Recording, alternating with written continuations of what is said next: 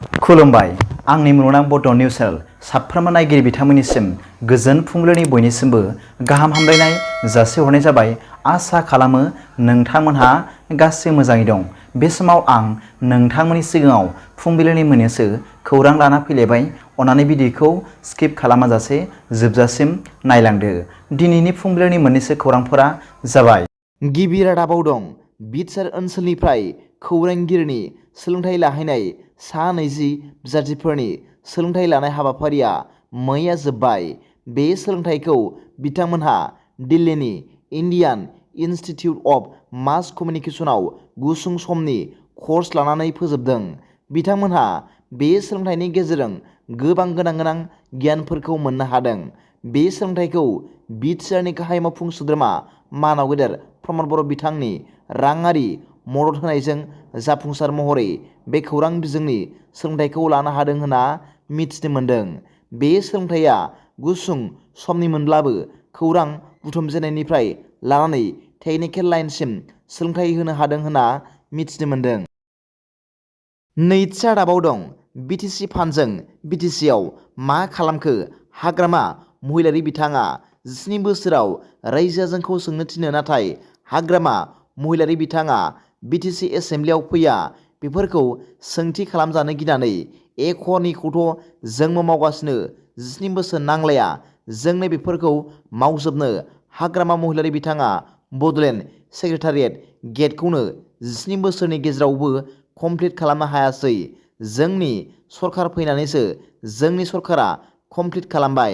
बे बाथ्राखौ फोरमायदों बिटिआरनि गाहाय मावफुं सोद्रोमा मानाव गेदेर प्रमद बर' बिथाङा गावनि अफिसियेल फेसबुक पेजनि गेजेरजों। थामथि रादाबाव दं बिपिएफनि सोद्रोमाफोर आरो बर'ह एनडिबि एनएलबि सोद्रोमाफोरा इउपिपिएल दोलोआव जयेन। देबोरगाव ब्लकनि इस्ट मालिगाव बिटिसि मावखुलिनि लांगोनायाव इउपिपिएल दोलोआव गोदान सोद्रोमा हाबनाय एबा जयनिं हाबाफारि। इउपिपिएल दोलोआव सा 160 गोदान सोद्रोमाफोरा जयनिं। फैबाय थानाय 2024 मायथाइनि लकसभा बिसायख'थिखौ बिथा खालामनानै दासान्दि इउपिपिएल दोलोआ गुबुन गुबुन जायगाफोराव राजखान्थियारि सांग्रांथि, राजखान्थियारि ट्रेनिं हाबाफारि, लोगोआव हाबनाय एबा जयेन खालामनाय हाबाफारिखौबो लागासिनो दं। बेबादिनो मैया क'क्राझार जिल्लानि सिङाव थानाय देबोरगाव ब्लकनि बिसमुरि हाथाइसालियाव थानाय इस्ट मालिगाव बिटिसि मावखुलिनि लांगोनायाव इउपिपिएल दोलोआव गोदान सोद्रोमा जयेन जानाय हाबाफारि लायो।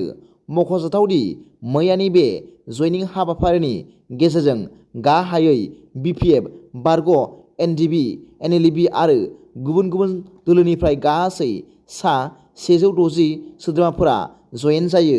बे हाबाफारियावनो गाहाय आलासि महरै बाहागो लायो बिटिआरनि मावफुं सोद्रोमा रनजित बसुमतारी, इउपिपिएलनि गाहाय नेहाथारि राजु नार्जारी, लाइमोन गांखं इउपिपिएलनि मावफुं आफादगिरि इराग्दाव ब्रह्म, देबोरगाव ब्लक कमिटि इउपिपिएलनि आफादगिरि बिजित बसुमतारी, गाहाय नेहाथारि अशक गयारी लोगोसे गुबुन गुबुन दैदेनगिरिफ्रा बाहागो लायो होनना मिथिनो मोन्दों।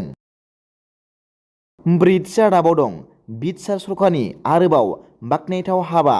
मख'जाथावदि मैया क'क्राझार बड'फा कालचारेल कमप्लेक्सआव ICDSनि सा 531 साख्रि आवलाफोरनो एपइन्टमेन्ट राननानै होदों होनना बिटिआरनि गाहाय खुंगिरि प्रमद बर'आ खौरांगिरिफोरनि सिगाङाव बुंथियो आरो फैबाय थानाय समफोराव माखासे आद्रा थानाय साख्रि आवलाफोरनो एपइन्टमेन्ट होगोन होनना बुंबावो।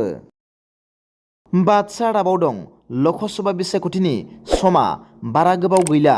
बिसायख'थिनि बारा बारनो हमदोंसै। बयबो गाव गावनि गोसो बादि गुबुन गुबुन राजखान्थि दोलोखौ नागारनानै मोजां मोना जयनिं जानायखौ नुनो मोन्दों।